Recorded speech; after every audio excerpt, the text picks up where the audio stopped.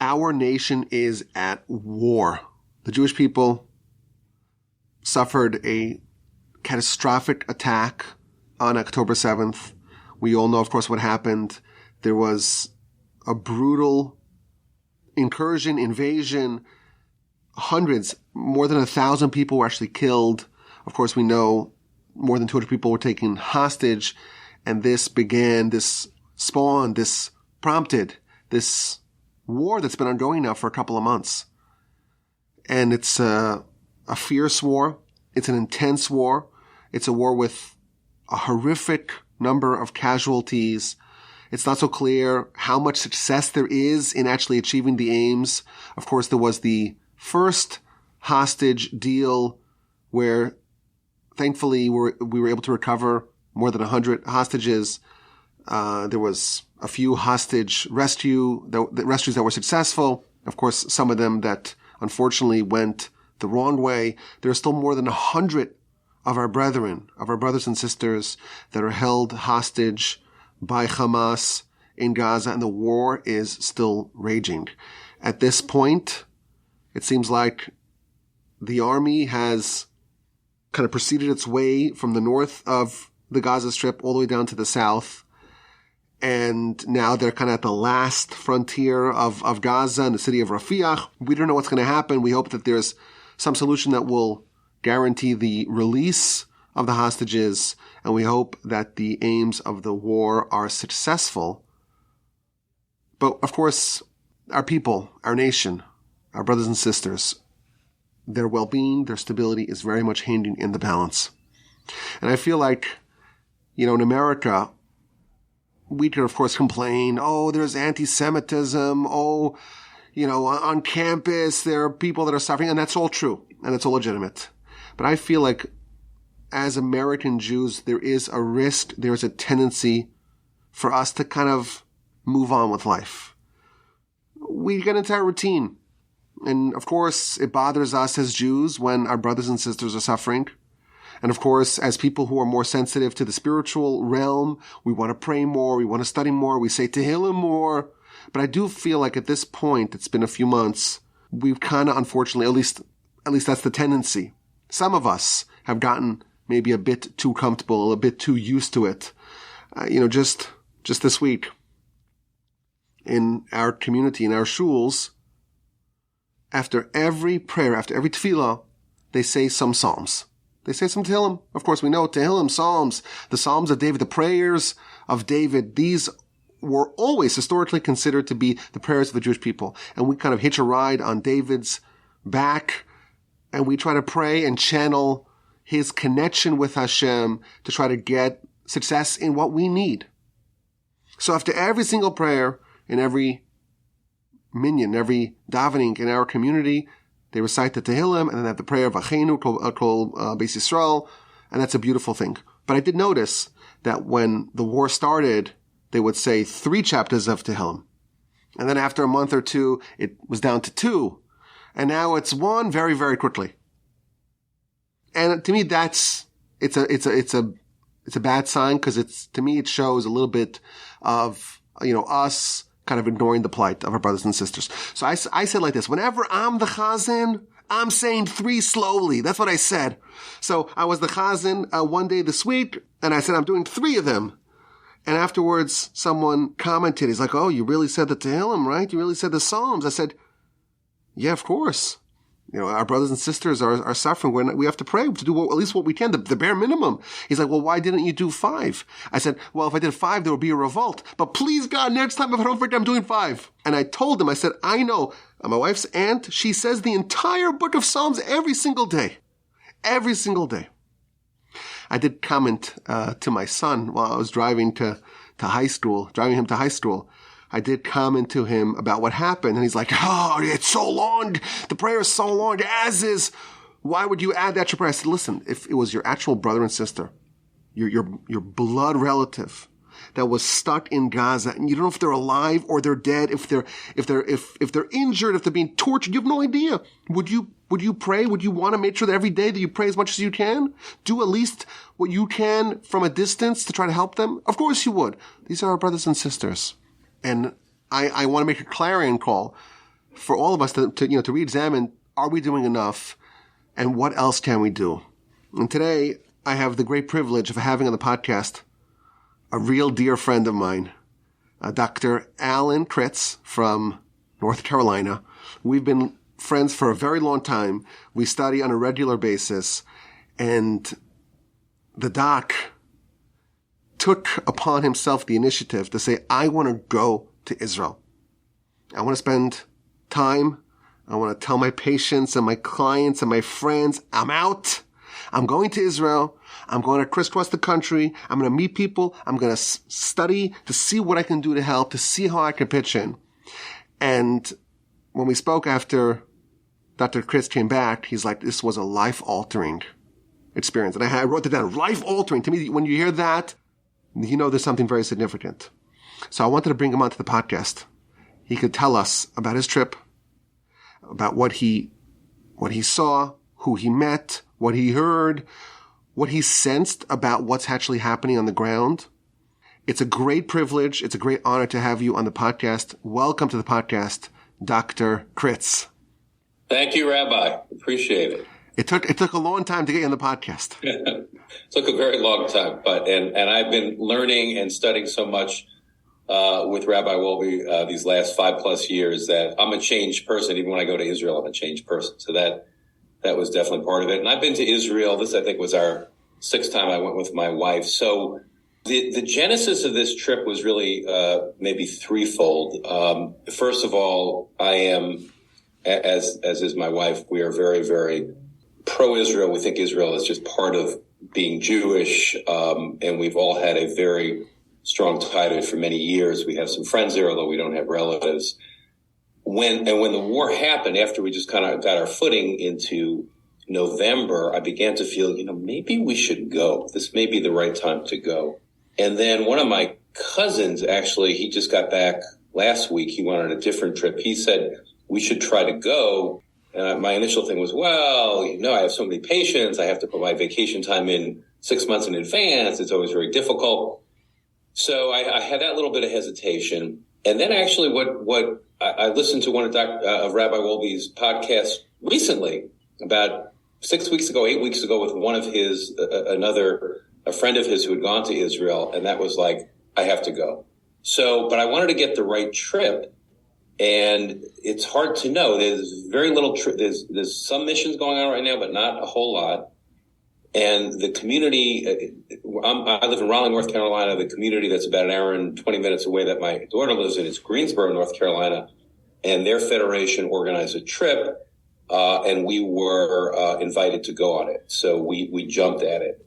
And I just have to give a huge amount of credit to that federation and their director, Glenda, for organizing a super interesting, wonderful, intense trip. And I had to cancel about 100 patients that week. And somehow my staff, when they heard why I was doing it, and none of them are Jewish, they were all for it. So the genesis was those kind of issues that got us going, and so glad we did. Well, excellent. And you told me that it was only a 3.5-day trip, but it was a 3.5-day trip. 3.5-day trip.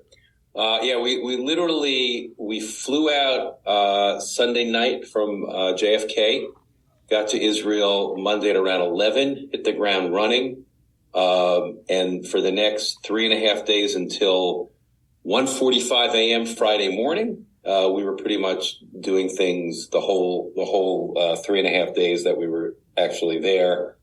But as one of the people on the trip said, we squeezed 2 weeks worth of stuff into a 3.5-day period. So yeah, it felt even great just getting to the airport at JFK, and just we were at El Al, and it was just great being among our fellow Jews at this time, everyone of which was going to Israel. So that even felt good. Well, thank you so much for going. I do feel like if the podcast had somewhat of a role in nudging you to go, so you kind of represented all of us, and we do appreciate that. So take us with you. What happened? Let's go through your trip so you could kind of bring us with you to our brothers and sisters in Israel. Sure. And this trip, the way we looked at it is this was a kind of solidarity mission, witnessing mission, a grieving mission, grieving with people, and then fact-finding mission. Because what we hear in the United States And I'm not traditional in the sense that I'm not Orthodox. So I'm hearing multiple news sources, and they're not very pretty in terms of what is said about Israel. So we wanted to go, and again, I went with my wife, and it was wonderful that we were both there, just because we could. This was such an intense experience that it just takes time to absorb it and digest it. And fortunately, I was with 1,500 wonderful people, mostly from Greensboro, a few from a couple other places, that we spoke every night to try to absorb what we were actually seeing.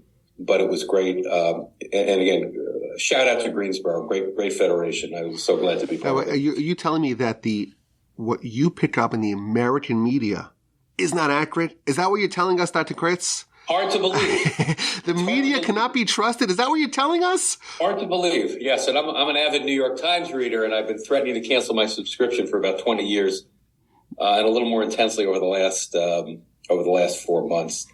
So we hit the ground. The first place we went, and again, I could be inaccurate with a few of the things I'm telling you because this was an intense trip. We tried to document it, but the first thing we did was we went to Gilot, which is north of Tel Aviv, to an organization called Brothers and Sisters for Israel. So the way I kind of divided this in my mind as I was thinking about this trip, the first morning was learning how Israeli society was adapting and supporting each other. And then that afternoon was really focused on the hostage issues. But in the morning, when we first got there, we went to this group, which I didn't know anything about. But basically, this was a group, and if you guys remember, October 6th, Israel was in crisis, and Israel's really been in crisis through a lot of 2023 politically. And I'll get to this later because we've had a few people that discuss it. The fabric of Israeli society was coming apart. I mean, these were not minor protests. These were hundreds of thousands of people. It was very, very difficult. And the group was called, it was interesting. The group was originally called Brothers in Arms. And the reason it was called Brothers in Arms is this was a group of people who were primarily protesting what the Netanyahu government was doing. The judicial reform. That's what you're referring to. The judicial reform. Yes. That's correct. Yeah, because before the war, for a few months already, the government had passed some laws that changed, I guess, the role of the judiciary in the country, and those were very hotly contested and kind of spilled over to a lot of public protests. And they said this group, Brothers in Arms, they were protesting against the government. Against the government, and the guy we met with was a retired Navy colonel, and what he basically did, he organized Navy veterans, and the group was made up of ex-military, students, high-tech people, a lot of people who were against the judicial reform for a variety of different reasons. So that was October 6th.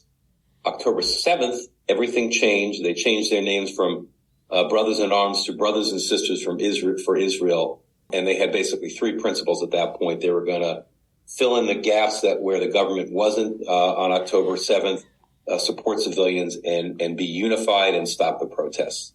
So this group came together, and the amount of effort and work and things that they did was staggering, because again, this was all volunteers, and it was not like centrally organized. It really reminded of the way the tech industry works in Israel, and everyone's kind of doing different things, and somehow it pulls together. So the first thing they focused on were the soldiers, that Israel called up all these reserves.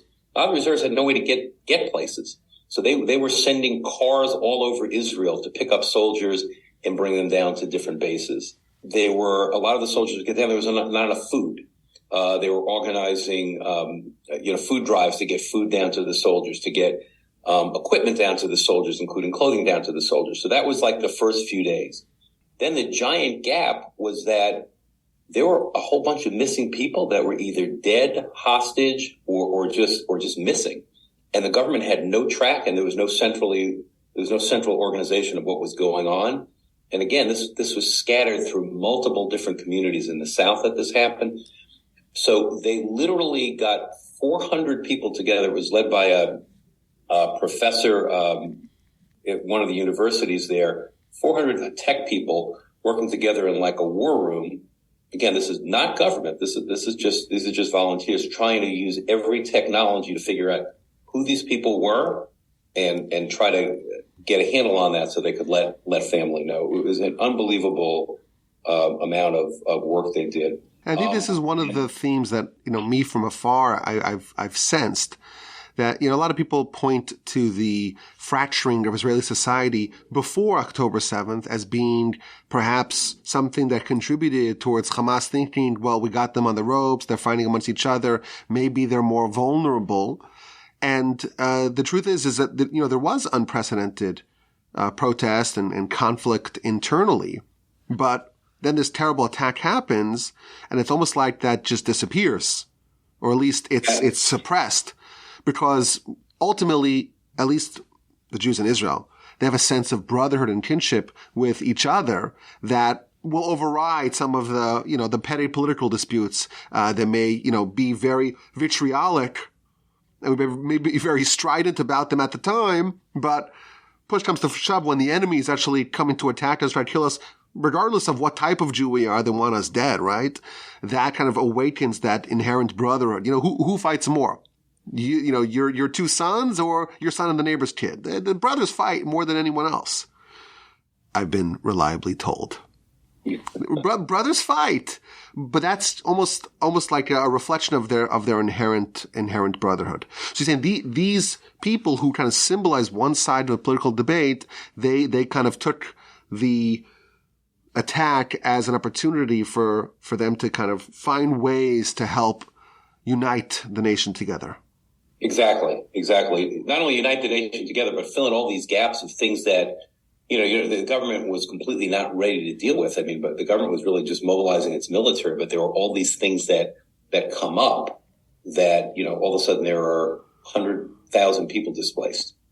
And they started to kind of focus on that, how they were going to deal with all the evacuees. And the gentleman who led us through this thing, his name is Ronan Kohler. His wife's a child psychiatrist, and she flew down to Eilat a few days later. And she was absolutely blown away by the stories she was hearing, the amount of trauma that she Eilat, is that where some of the displaced people were? That's right. From the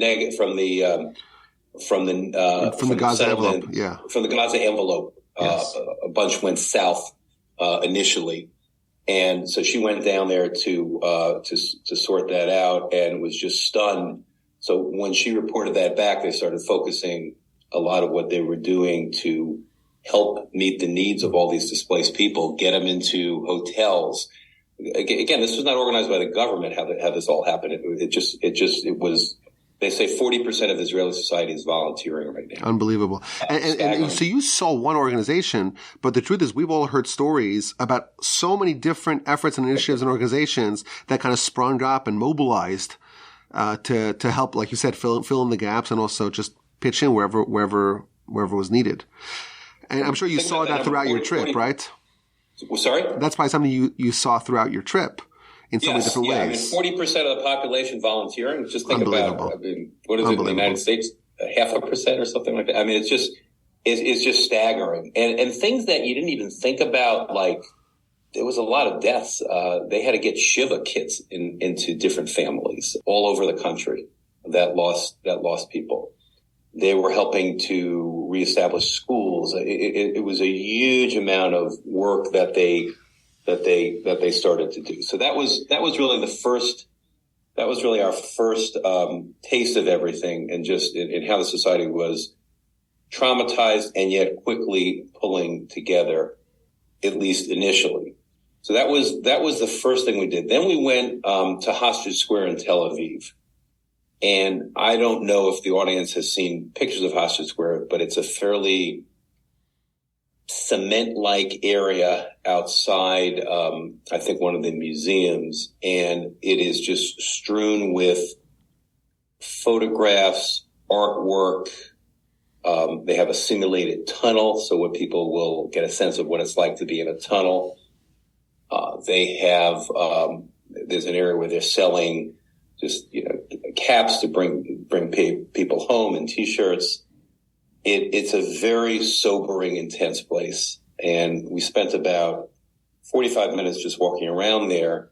And then we met with a woman. Her name is Sharon Calderon. And again, and I apologize that I did not get all the information, but she was in a kibbutz, stuck in a safe room with her husband for 34 hours until she could get out. Her kids were in other apartments and they were kind of WhatsApping each other. A good friend's husband was killed. And the reason we're meeting with her is her brother-in-law, niece, and nephew were taken hostage from kibbutz Neuroz. And so she went through that initial trauma by herself and her husband, and then the trauma of having the hostages. Her niece and nephew were released with that first wave of hostages that came out, and her brother-in-law is still a hostage.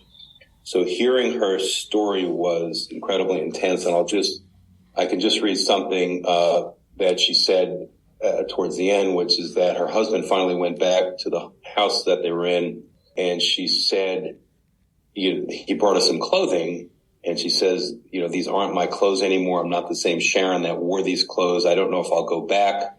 I love my home, but home isn't a place. I don't know if that can be our home again. We'll see. Have to wait until my brother-in-law comes back, and then we'll decide. So just the rippling trauma. And again, she was not taken hostage, but she's just a family of a hostage member. So that was fairly jarring for us, because the hostage issues have become more and more intense over the last bunch of months. And we were just thrust right into that because there's a war going on where we're trying to destroy Hamas. And yet on the other hand, there were originally 240 hostages. Now there's maybe 100 left that are alive. And we're dealing with that right now. So this really brought it to life. And all over Israel, you're seeing pictures of the hostages. It is everywhere. And just for clarity, the Hostage Square was not always called Hostage Square. Correct. That's right? A whole new. They right. just took over an area. Right. And is it full of people? You get a sense that there's a lot of people there to show solidarity, because there's not so many foreigners as we know in the country. Yeah, when we were there, it was raining pretty hard, so there are just people kind of wandering through. I think it probably waxes and wanes, but just wandering through is the sense I got. It's a very astute point that you brought up, that there were 250 or so hostages, and there was thankfully the release of 100 or so, a little more than 100, and there's 100 plus there now. But that's not where the trauma ends. They all have relatives and cousins and neighbors. And people that were almost taken hostage.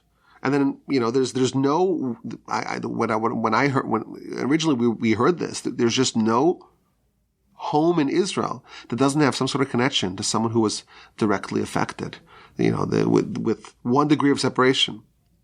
So it's like national trauma. Yeah, Israel is a very traumatized society right now. It is a resilient society, but it is very traumatized. And yes, the separation, everyone knows someone who was either killed, taken hostage, or displaced. Right, because again, there's 100,000 or so, you said, from the north and the south that are still displaced, right? Still have not gone back to their homes. Right. And that was also jarring, as you'll see when we get to our hotel.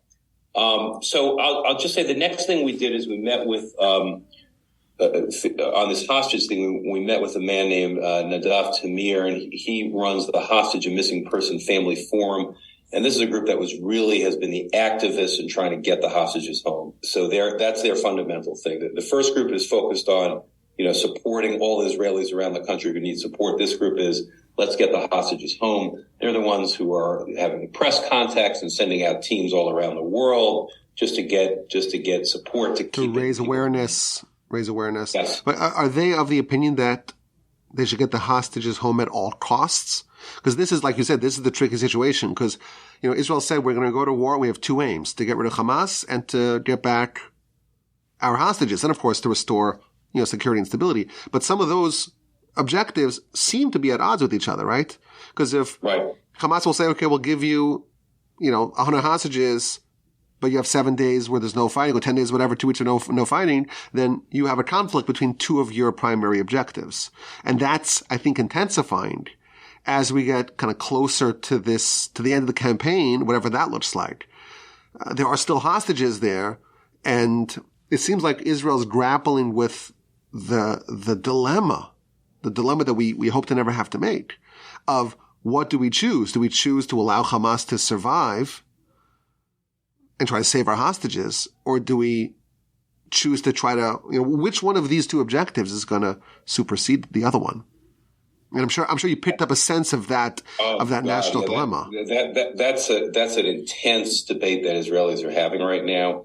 And again, part of it's who we were exposed to, but clearly the people we were exposed to were leaning more towards, we got to get the hostages out. We're not going to destroy Hamas anyway. There's 100 people we can save. Let's get them out. I mean, I think that sense is rising in Israel to a certain extent, but certainly not with everyone. I mean, and not even with the hostage families. It was pointed out to me that the hostage families, some are right wing, some are left wing. They're not all left wing, and some feel that it's not worth the cost. They don't want to have to have another fight with Hamas in 2 years or 3 years. So it's not uniform among the families, but this group is certainly making it an activist position. And I'm sure it's a little bit of a thorn in the side of the government. No, I think that's legitimate. It's legitimate because both of these objectives are supremely important.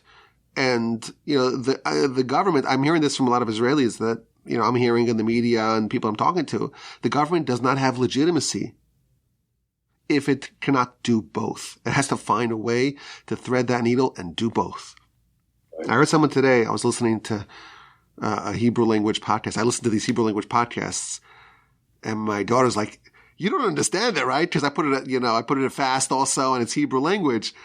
Well, one of the people that was interviewed, he was saying, if there's a single hostage left behind, there's even one left behind, the government loses its legitimacy, which I thought was a very strong statement. But there's a very powerful idea. If you're a government, if you're a sovereign nation, and you have a terrorist organization, which is maybe a de facto state, but come on, it's not really a state compared to the state of Israel.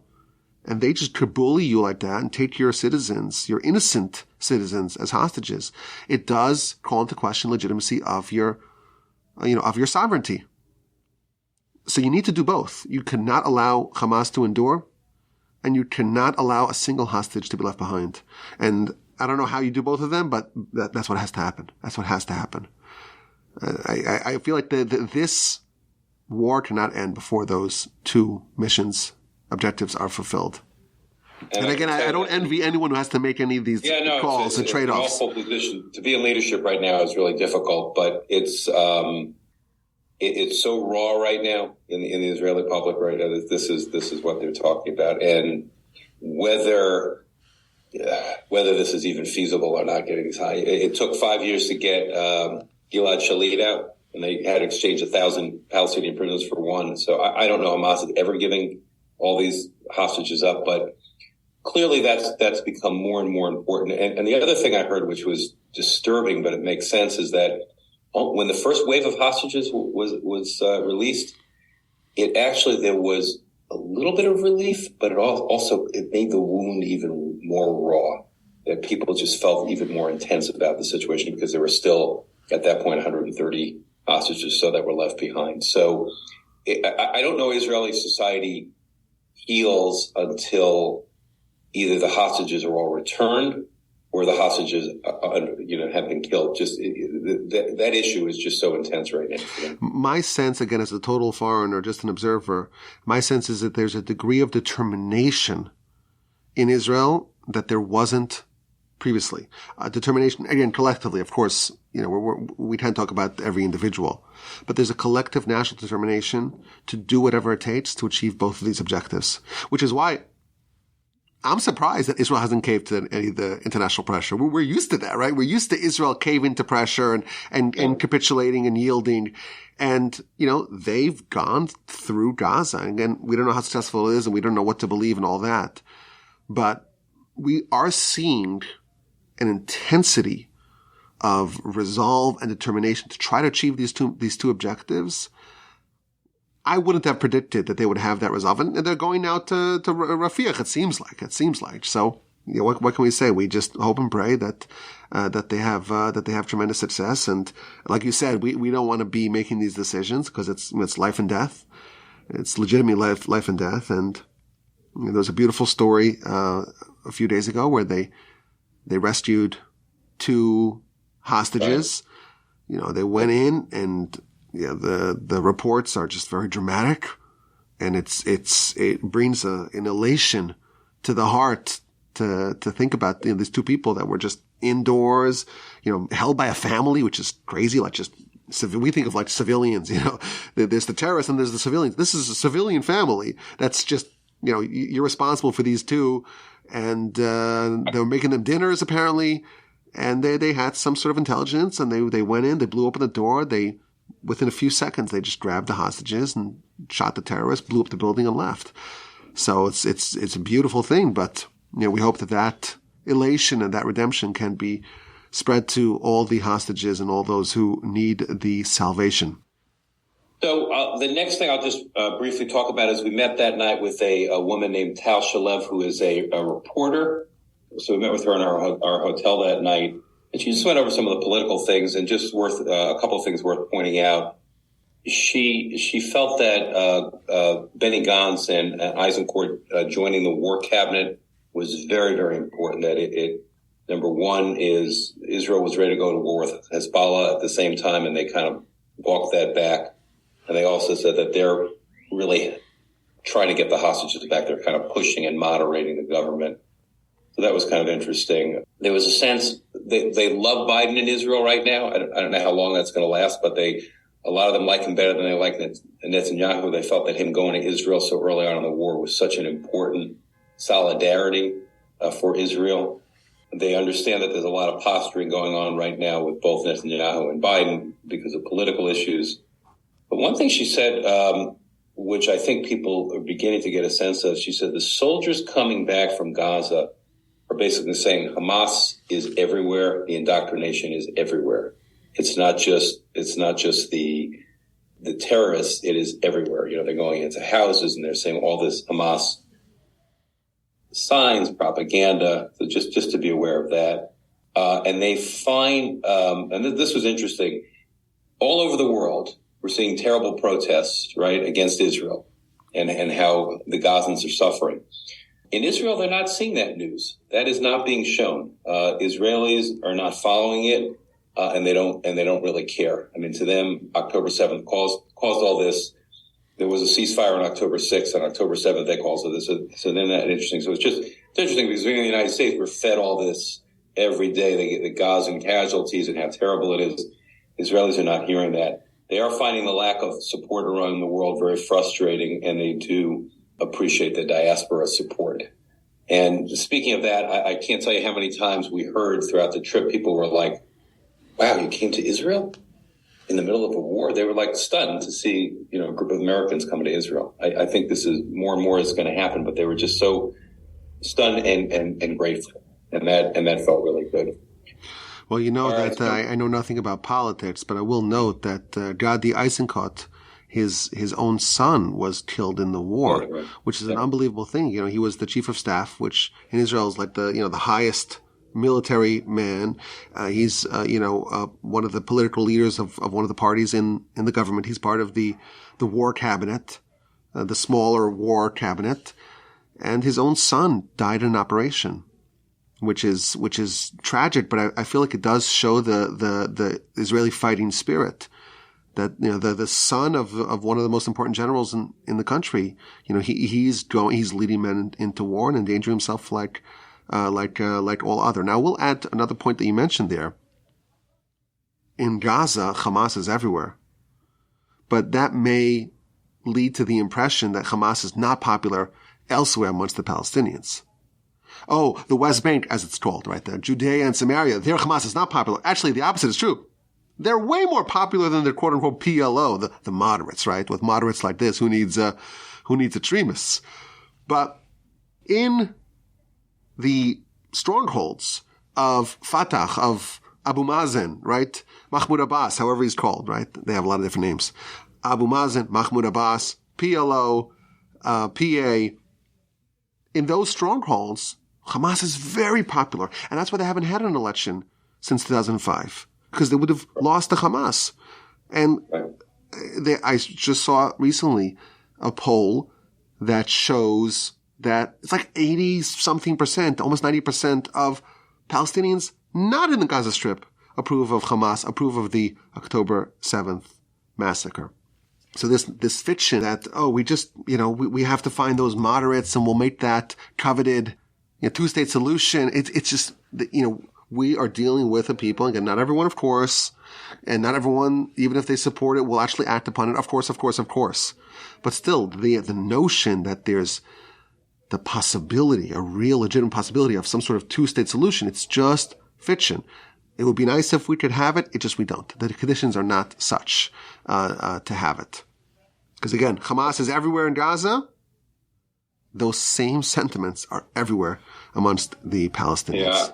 Yeah, I think we spoke to two reporters and a historian, and I think the general feeling is that if anything, this is going to harden Israel, and obviously we're hearing that things are trying to be superimposed by the world, but this is a setback.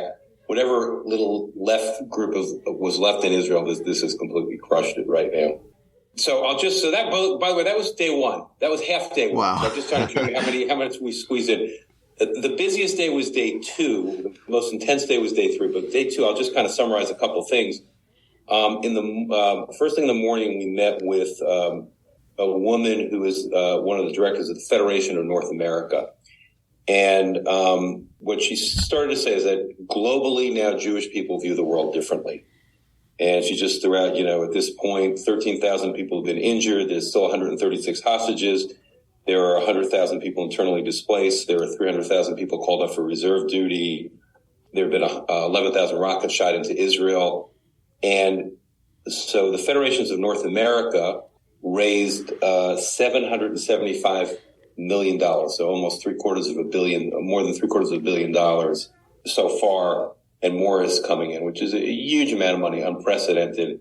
And she just talked about some of the needs and how they're procuring this money, because some of the organizations I talked about earlier on, they need this, they're getting some of this money and some of this help. But I think it just goes to show that in the United States, there are things we can do, and certainly giving is important. And the amount they've already, I think, dispensed 300 million of the 775 million. She went through some of the processes that they do. But initially, it's like basic needs, food, clothing, shelter, then medical and trauma relief, economic relief and recovery. The small businesses there and medium businesses, they need loans. Businesses are going out of business. And just dealing with these communities that have had such trauma. And little things that you don't think about. High school kids can't take certain exams. Soldiers that can't go to the university. Just it really is so disruptive for the whole society. So that's kind of what Federation nationally is doing. There's been about 50 Federation missions. We were one of them so far in 4 months. I think, sorry to interrupt you there, but I think this fits into what you said earlier. 40% of Israeli society, 40% of Israelis are volunteering in some capacity. So everyone's involved in the war, both to be an active contributor towards the war effort, but also, like you said, the suffering, the economic, the educational, just the suffering and the toll, if you will, of the war is really reverberating throughout everywhere, because the nation's so small and the military is so intermeshed, and certainly the reserves they're so enmeshed in the society. Really, the war is affecting everyone in every dimension. And there's so many areas where there's a need for help. Yeah, our tour guide basically said that tourism is 6% now what it normally is. There's very big Christian tourism in Israel, and that's essentially completely vanished. So the economy is just beginning to feel this, and it's going to get dramatically worse before it gets better. And certainly people are coming to Israel to volunteer, but that's not going to solve this problem.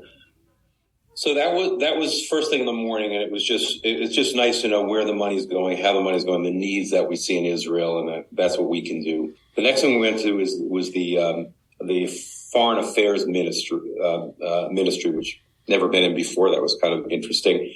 And we met with two ambassadors. One was an older guy, Mordecai Gold, previously been in Morocco, Switzerland, Rome, Italy, and most recently Austria. And by the way, we were in Austria on October 9th, and Austria was flying the Israeli flag on their government buildings, which was great to see. and he took a little credit for that. The other one was he was more of an Ashkenazi older man. The other one was a young woman. Her name was Rasha. I get her name because I think it's important. Rasha Atamni, and she is the first Israeli Arab female diplomat working in the Foreign Service, and she's been in South Korea. And by the way, she mentioned that South Korea, they love Israel in South Korea. They study the Talmud there, we've been told, right? I guess. So that was nice. And most recently, she was in Turkey, and then she was brought back from Turkey. Wait, are you telling me that the apartheid state of Israel has an Israeli Arab female working in the Foreign Service? Yes.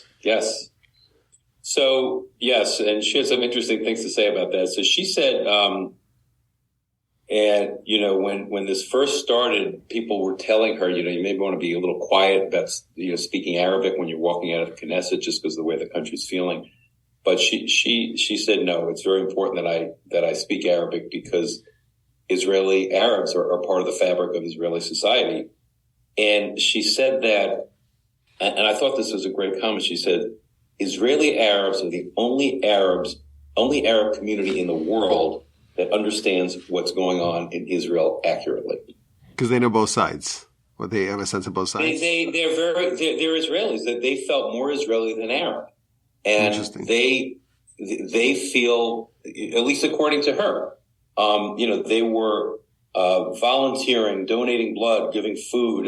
They really rallied around their Israeliness in this time of crisis. And there were Arabs that were Israeli Arabs, both Muslim and Bedouin, were killed by Hamas that day. And it really, they're really trying to frame it. Hamas is trying to frame it as the Jews versus the Arabs, and this was a whole frame shift. So I felt that she was really interesting to listen to. There are other Christians and Muslims working in the Foreign Service, but she's the only woman. So she had an interesting perspective. One of the concepts that the minister said is early Israel was a melting pot, but more recently Israel is more of a pluralistic society that you can have multiple levels of identity and still be Israeli. And that may be, they're trying to focus on what we have in common, not that what sets us apart. He also made the point that not only was this was Mordecai, he made the point, not only was the attack on Hamas, the military attack is devastating, there was also a terrible social media campaign that was launched almost simultaneously, including things like TikTok. And that has been, very devastating. That's what we're kind of seeing all around the world right now. And as a diplomat, he's very tuned into that. He also brought up the point of, there are Holocaust deniers. There are now October 7th deniers. And we are seeing them. I've seen them in Raleigh. I've been at city council meetings where, Israel just went and invaded Gaza and killed 20,000 people just like that. That October 7th never happened. And that's actually even in the West Bank, I think it's important to just mention whenever this subject comes up that the so-called moderate leader of the Palestinian Authority, Mahmoud Abbas, Abu Mazen, his doctorate, his thesis was about Holocaust denial. So maybe he doesn't participate in the Holocaust itself. He's moderate after all, but at least he'll deny it. Yeah. And then the last thing they focused a little bit was UNRWA, which has become the United Nations Refugees Agency. Again, more and more is coming out right now. But he was basically saying how they said 3,000 of them are Hamas supporters of the, I forget, it's 11,000 or 17,000 working in the Gaza Strip. So big problem. Wait, when he's saying 3,000 are Hamas supporters and the other 8,000 don't support Hamas, or they're just not active members? Because I assume they're all supporters. Maybe not active members. Yeah. Because, there was a news story a couple of days ago about how, Israel proved that at least 12 UNRWA employees were actually participating in the massacre. But I very much doubt that there's, as they call them, the righteous men of Sodom. Maybe there's a couple of them in UNRWA, but they support Hamas. He said his nephew was injured in the Gaza Strip. He took fire from a UN school. They were using unit school to fire at them. So, and they couldn't fire back. All right, so that was the next thing we did is we went to United Hatzalah, and it's just worth mentioning this. So this agency, which I had heard of, but I didn't know much about it. Do you know about it? Of course, yes. Yeah. So it was started in the early 90s, basically, because it takes too long for ambulances to get to different places. So they have this wonderful system all around Israel. 7,000 volunteers in all different cities, towns, villages, men, women, Jews, Christian, Arabs, and 900 Muslims as part of it. And their goal is to get to any kind of EMS call within 90 seconds. And it's as a physician, I found it absolutely stunning. So we went to that headquarters and we saw the whole computer system, how it works and how they do it, and the guys manning the phones. But it is my difference. I'll tell you, when we lived in Israel, we actually once we had a little bit of a health emergency, and you call the number, which is like the official government number, the 911 number, and the Hatzalah services, they hear those calls, so they were there in 40 seconds. It was so fast they were there. And then the guy got there, and turns out, thank God, everything was okay. And he's like, you should cancel that call because they'll charge you. We don't charge anything, but they'll charge you. Right. And I will tell you, by the way, Houston has its own our community in Houston has its own independent Hatzalah organization, volunteer EMTs, where you have someone has a medical emergency, they call, and there's people 24/7 that will respond. We actually had the first maiden recording of one of our new shows, the invite-only exclusive podcast called the Torch Insider Podcast. And Rabbi Wolbe Sr. was there, and he's part of the Hatzalah. So in the middle of the recording, he gets this, his beeper goes off, and he's like, "I'm out of here." So he just blazed out and put his sirens on. Go to save a life. First priority. So then they were telling basically what happened on October 7th. They went from about 2,000 calls today. They got 12,000 calls. They headed down within 2 hours to the south. A lot of the Army groups that were first getting there had no medics involved.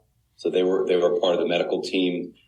Two of their volunteers died. One was an Arab volunteer at the concert who was killed by Hamas, and the other one was a Jewish volunteer.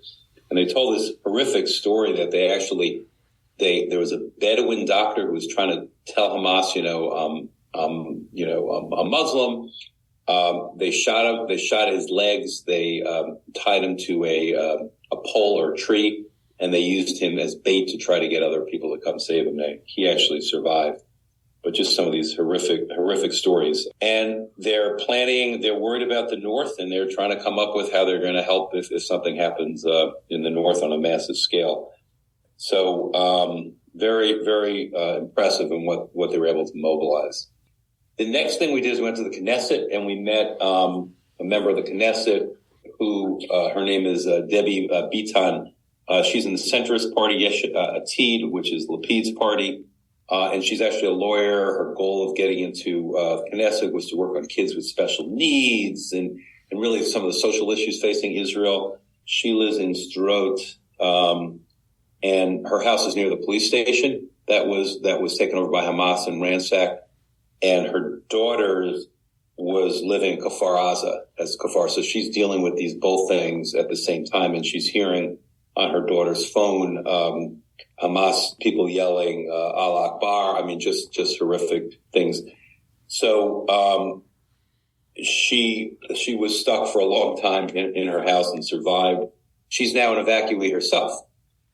She's living in Tel Aviv, and she's interesting because and I heard this a second time, that the reason she went to Tel Aviv is that in Jerusalem most of the waiters are Arabs. And she's traumatized hearing Arabic. Wow. And then I heard later on that the hostages that were released and brought to hospitals, they had to be very careful to not have Arabic speaking physicians, nurses, staff, because a lot of, again, in our apartheid society, probably a third of the physicians in Israel are Arab Israelis, and a lot of nurses are. So they had to be careful with that. So that's something I hadn't even thought of. And I'll just say this quote, she called it a second Holocaust. She said that at one point she had told her kids there are no monsters in this world, and now she believes there are monsters in this world. That because not only was there the 3,000 terrorists that came in, there were also other Gazan civilians that came in after them and did horrific things. She also tried to give some explanations of why the army, how the army was spread all over and how it took a while to get down there and get organized. I'm sure that'll come out with multiple reports, a year or two from now. And then the second to last thing we did that day, and again, this is just our second day, is we met with Avi Meir, who is originally from the United States, but he's been living in Israel for many years. He's an editor for the Jerusalem Post. And he just kind of gave us some perspective, just, that Israel's now in it's a wartime routine, that things have settled down from 4 months ago, but there's still 130 hostages, 100,000 displaced people, 200 reservists still called up. The tourism industry has been devastated. The economy is doing poorly. The war and public opinion all over the world is being lost by Israel. And this was the worst anti-Semitic incident since the Holocaust. So he threw all that out, and then he said, but on the other hand, there's more unity in Israel than he's seen in a long time. Even the Haradim are mobilizing to support the war effort. Non-kosher restaurants have become kosher to try to feed the soldiers. The Arab communities and the Druze communities are mobilizing to help. So lots of stuff. He also, he basically, we asked him as an editor, why the information is so twisted. He basically said, Hamas lies is a matter of policy. Israel tries to vet the truths. It may take time. They try to be scrupulous about it. The IDF is responsible. And he quoted that crazy story about when the Israeli rocket, quote unquote, killed 500 people at the hospital. And all the news agencies all over the world, including the New York Times, ran with that. It turned out it wasn't true. So, and he felt that there was Holocaust, the October 7th denial is like Holocaust denial. They're also trying to make it pain. It's called psychological pain for Israelis. And just describe some of the brutal, the kids, just some of the brutality that happened to the kids, and how the society, the savagery was so bad. People burned alive, beheaded, raped, shot at close range. It just, that's a huge amount of trauma in the society right now. That's why they really don't care, what's going on with the Gazan civilians. And he said the other thing is the Me Too movement. If you believe all women, then why are we not believing Israeli women when it comes to, the rape accusations? So that was pretty intense. And then the last thing that happened that day, and I think this was a really touching thing for everyone to hear. So we were staying in the Ramada in Jerusalem, and the hotel manager came and spoke to us. And the Ramada right now, it's a 12-story hotel. The top 2 stories are for guests, and the other 10 are for displaced Israelis from Sderot in the south, and from a couple of the northern places, Kiryat Shmona and Shlomi. And when we first got to the hotel, you just walk in there, it's chaos. Just kids running around, all different, young adults and older adults. We couldn't even get the elevator up because the kids were playing in the elevator all the time. So he took us through what happened. He basically, I think October 10th, people started arriving, and the government contacted them and said, yeah, we'll pay, but you don't have to give such good food, and you can just wash the sheets once a week, and you don't have to do all this stuff. And they basically said, no, we're going to treat them like guests. But then all these practical things happened. So he was telling us how they needed washing machines. They have all these families, big families, or a lot of these are Orthodox people with big families. They didn't have washing machines, so they had to procure 10 washing machines and 10 dryers for the hotel. And no one's paying for this. They have to figure out ways of doing it. So he's very proud of himself. He gets these 10 washing machines, 10 dryers. The women come down and they say, wait a minute, where's the wash soap? So he calls his wife to tell her how proud he was of himself getting these washers and dryers, and how the women, weren't grateful. And she was basically like, of course you should have gotten them the soap. So, but literally they had over 1,000 evacuees in there. And then issues came up. There were 50 women that were nursing. They needed to get freezers for the breast milk. They had a lot of kids. They had to enclose the tennis courts. They had to build a sukkah. They started teaching. They hired swim people to teach the kids how to swim.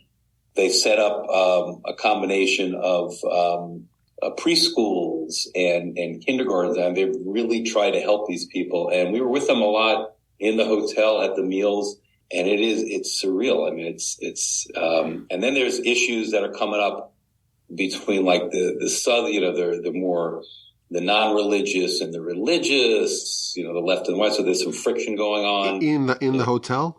In the hotel, there's issues. There's some marital issues. Are you saying that you saw Israelis disagree? Is that what you're saying? Yeah, hard to believe.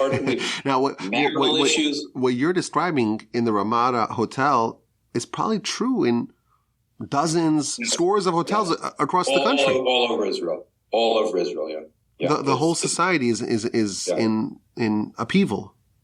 I mean, it was as high as 200. I think it's about 100,000 displaced still. That's a huge amount for a country of 9 million, and it's a very long time already. Yeah, many, many months, and we see all these families. There's been, I think he said, there's been over 20 births in the 4 months that the people have been there. So it's a very difficult situation, but they're managing it. And we were so privileged to be at that hotel, and that was a huge part of our experience, just being there. I think that added so much. It would have felt very weird to be in some luxury hotel, and this felt so right. It just felt so right.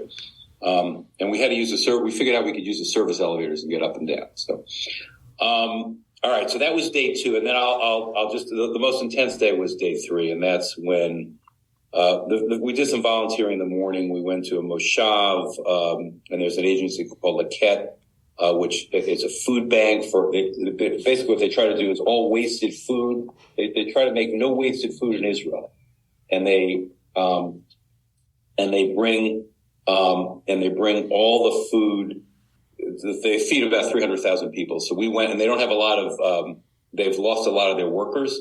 A lot of the Thai and Asian workers have left. So we went down there. We worked for about an hour and a half. Our job was to clean lettuce and clean corn. And then it went into these machines for packaging. So we did that for an hour and a half. Again, it's not much. And then there was another group coming in after us, but at least it was something we can do. But then it got really intense. We went down south. We went to the Erez crossing. So for the listeners who don't know where that is, that's the northernmost part of the Gaza Strip. It's a checkpoint. It's like a border checkpoint where trucks and people pass through every day. It's not a military post. Supplies go into Gaza. Guest workers come from Gaza. And it was attacked. 13 soldiers were killed that day. 10 were wounded. I think 3 were kidnapped. There were bullet holes and destruction all over this crossing.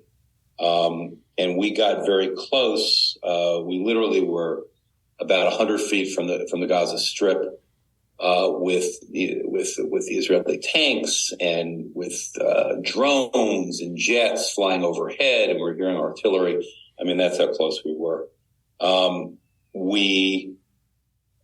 Then after they're showing us what had happened, we then had lunch with a bunch of the soldiers, and that was just wonderful.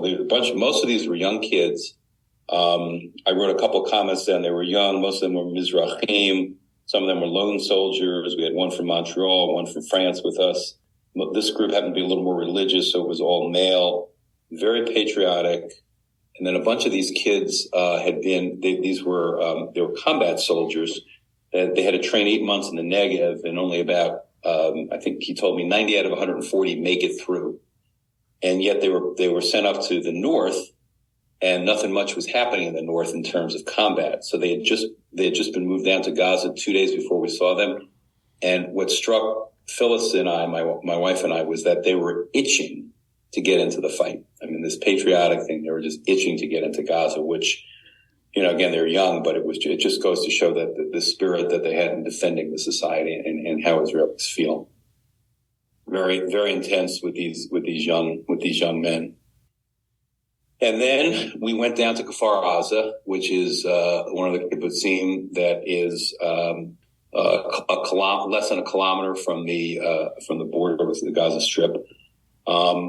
And basically we were there for about 2 hours. Some of the more horrific things that you're going to see, just in terms of some of the destruction of the areas, not only the 60, I think it was 63 dead and maybe 19 or 20 kidnapped, but just the destruction to some of the areas, and some of the stories we heard were absolutely horrific. The attack was extremely well orchestrated. They actually had paragliders, these coming in and landing. They knew where the armory was in the kibbutz. They knew how to infiltrate the fence. And the 6 guys who were in charge of the armory were all killed trying to get to the armory and to get their weapons. Hamas knew exactly where to fight, where to position themselves. The army got there. The kibbutz was invaded at about 7. The army didn't get there till about 11 to 12. And it was just a horrific scene of them going, door to door. And one of the worst stories we heard, and I think probably some of your listeners will have heard this, was that they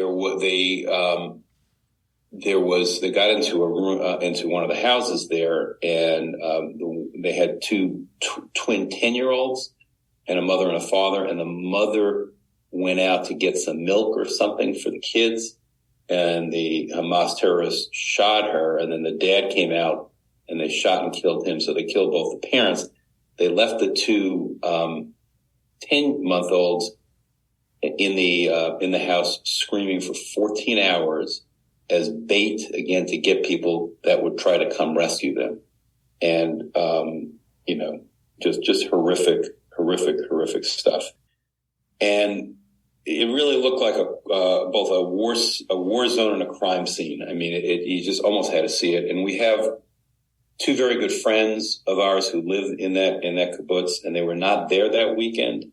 I may have told you the story, but he donated a kidney to an Israeli, and the family, as a nice gesture, a bunch of months later, invited them. They spent some time in the north, and that was on October 7th when that happened. But we went through the kibbutz, and they joined us on that tour. And the wife, our good friend Sharona, she had been back to the kibbutz once or twice, but she had never been to the back areas where all these young people were killed and taken hostage, and all this building was destroyed. So it was just intense, not only seeing it with our group, but just seeing it through her eyes for the first time. And what was, again, it has to be mentioned, these kibbutzim are usually the more liberal areas of Israel. And one of the women I met, an older woman, her son was one of the 6 guys who was killed trying to get to the armory.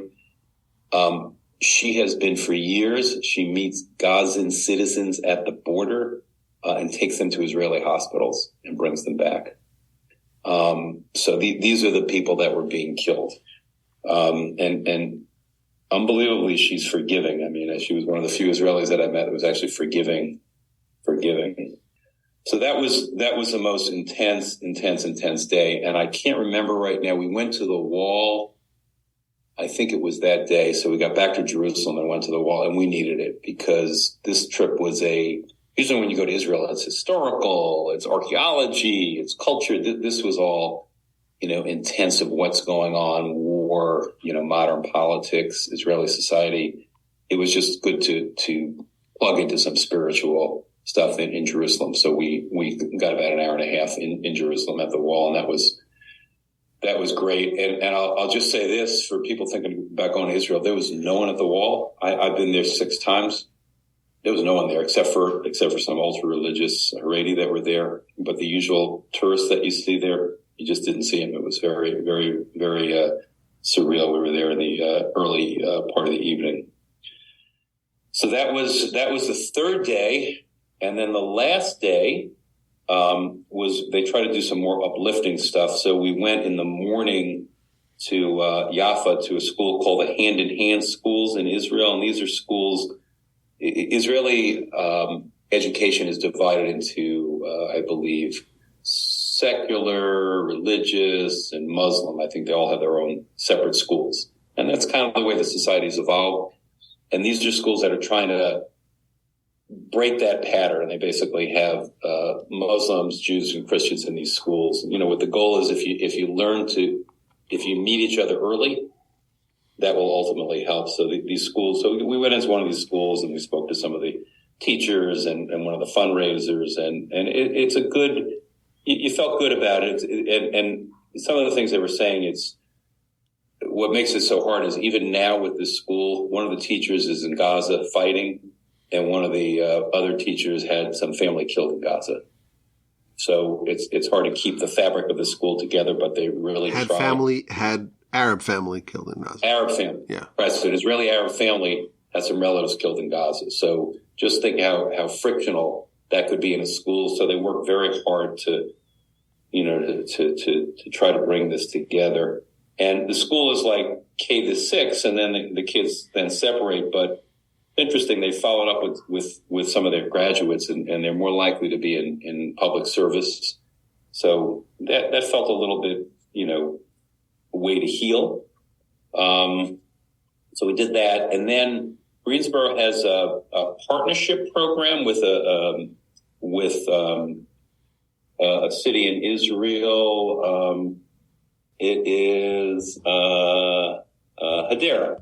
Yeah, so we went to Hadera and we actually met with some wonderful teenagers, Israeli teenagers, a couple of whom have been to the United States, but they're supported with this program to bring Israelis and Americans closer together, so it's not just a charity thing, that we're actually exchanging people and cultures, and that was very, very nice. We sat around the table with a bunch of young, I think we had about 5 young teenage girls who were focused and not on their phones, and it was just very, very nice. But they did tell us they were able to get out of science if they came to this thing with us. So, you managed to get 5 nice teenage girls without their phones for how long? It was an hour. Wow. Pretty. These are teenagers, probably. I think they were like 15, 16 without their phones. For Israeli kids, that's very unusual. So. And then we ended up with 2 last things. We went to the Israeli Trauma Coalition at the very end. And the Israeli Trauma Coalition, which I didn't know anything about, is really for psychological trauma. And this was started at the time of the Second Intifada. And they're basically to support natural disasters, man-made disasters, shooters. And they basically focus on individual therapy, couple therapy, group therapy. So after October 7th, they've been overwhelmed. They've gone from 250 therapists to 1,100 therapists. A lot of them have just been volunteers that are in the private practice that have gone to help them. And they basically said, all the assumptions that Israelis live under were shattered on October 7th, that the government can protect them, the army can protect them, the home can protect them, their parents can protect them, the families can protect them. It all disappeared. So the society is under, again, this trauma. And they are working to address this all over the country. They've set up centers in Ashkelon and the Negev and the Gaza envelope and in the Bedouin villages, so all over Israeli societies. So that's how we ended. And we had one last talk at 9:00 at night before we left. We had a professor come speak to us, and he was just basically again reiterating a lot of this. How the Israeli fabric was ripping apart on October 6th. And then this all came together, and he was saying that, and this was interesting, for reserve duty, when they called up people, they got 170% of the people that they called up. So people were just showing up that weren't even supposed to show up. And people that weren't called up, his son wasn't called up, and he was like really anxious to get called up. I mean, that's how people felt. And I think what he was basically saying is, Israeli society has come together wonderfully. And he talked about a situation where two brothers and a cousin from a settlement, so a religious nationalistic settlement in Judea or Samaria. They heard about this on Shabbat. They even though they're Shomer Shabbat, they got in their car. They went to Kibbutz Be'eri, and they probably saved 100 people. And of those, 3 of them, one of the brothers were killed, but they probably saved 100 people. So the question that he asked, and he said, we don't know what's going to happen after. Are we going to revert back as a society to October 6th, or are we going to be October 8th? And that's kind of the question that we left Israel with our heads spinning, thinking about.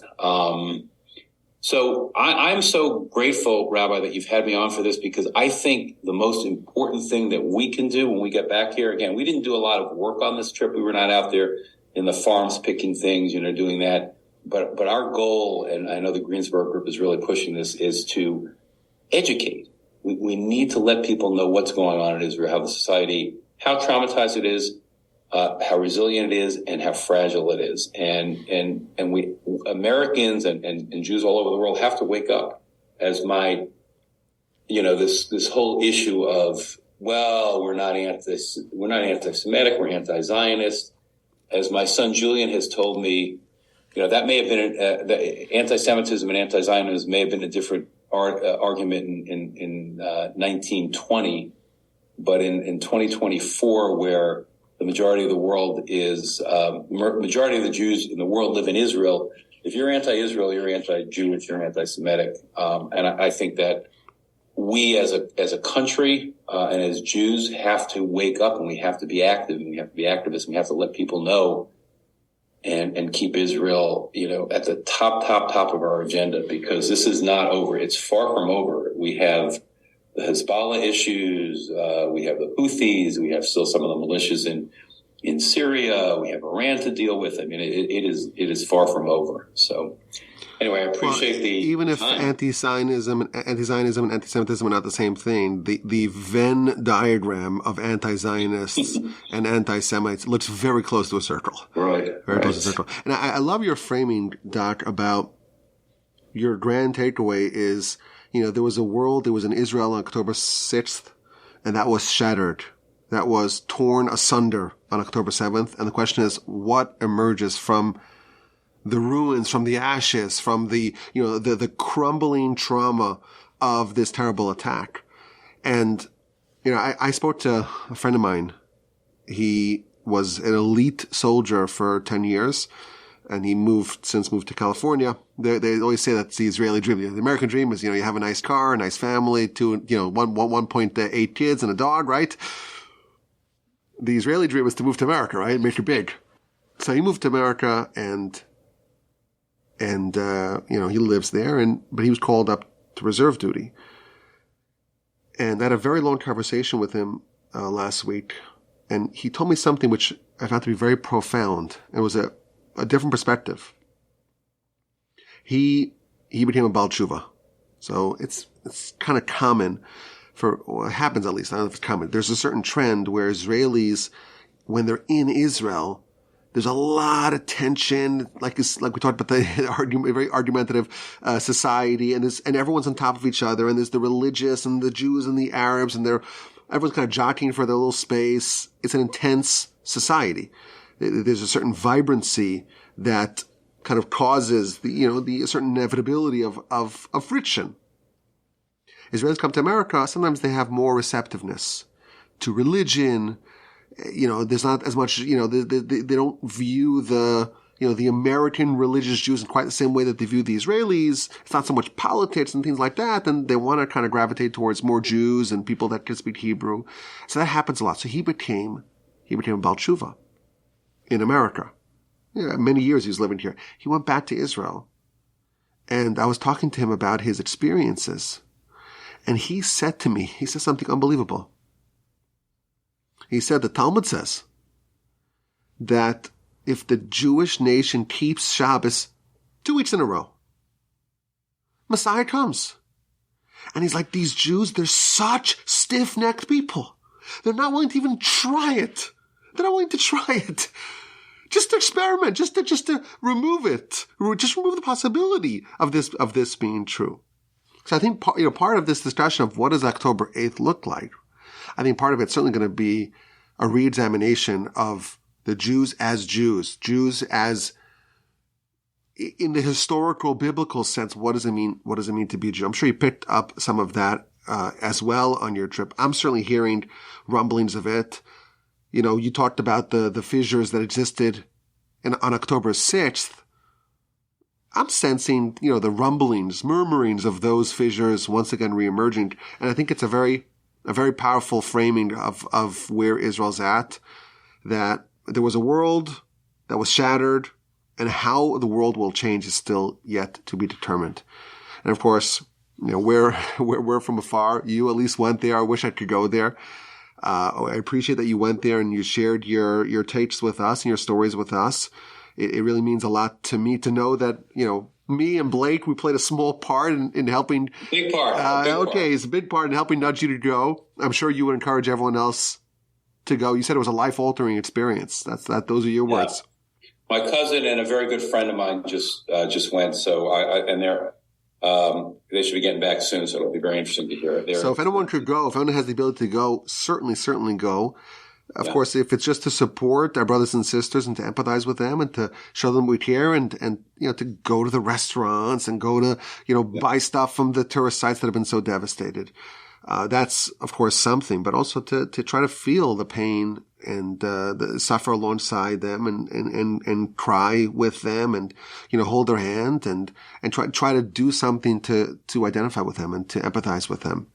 And, we hope and we pray that, the world that emerges, both the big world and the Jewish world that emerges after things are settled, is a better one. And hopefully the sense of unity and inter-peace or international or intranational, peace that, and collaboration that you witnessed and we all hear about, that will endure. And please God, the soldiers will be successful on their mission and the war aims should be achieved and the hostages should come back. And hopefully we will all merit to see peace, world peace, and the Jewish people, please God, coming back to their sacred, sacrosanct mission of being a light to the nations. And hopefully, seeing the restoration of the House of David. Hate to say it, because some people like democracy. I always had a plan, when you had those elections again and again and again, it never yielded a result that brought us a government. I told some friends here at the Torch Center, I said, this is it. The democracy doesn't work. Let's restore the Davidic monarchy. But we hope for Messiah, for that time of universal knowledge of Hashem and universal submission to Hashem, and of course the peace and the glorious utopian times that will bring. I want to thank you again for coming to the podcast and sharing your stories and sharing what you learned, bringing us with you along this journey. What can I say? I salute you. I applaud you. And it's great to have you on the podcast. It's wonderful, Rabbi. I just totally enjoyed it. And I'm glad, if one person hears me tonight and goes to Israel, it's all worth it. So. Well, I hope so. And even if you don't, do what you can. Do what you can to influence others, to advance the cause. Fight the fight. Exactly. Fight the fight, advance the cause. Because Lord knows, we know that the other side is fighting their fight very restlessly. You were saying that it was in the Raleigh City Council. Yes. That's that'll be a whole okay, we have to do a follow-up episode of that. But thank you so much. Of course, my email address is rabbiwolbe@gmail.com. Doc, it was a pleasure. It was a joy. Am Yisrael Chai. May we hear only good times from our good news, good tidings from our brethren in the Holy Land. Thank you so much, Dr. Kritz, for joining us on the podcast this evening. Thank you, Rabbi.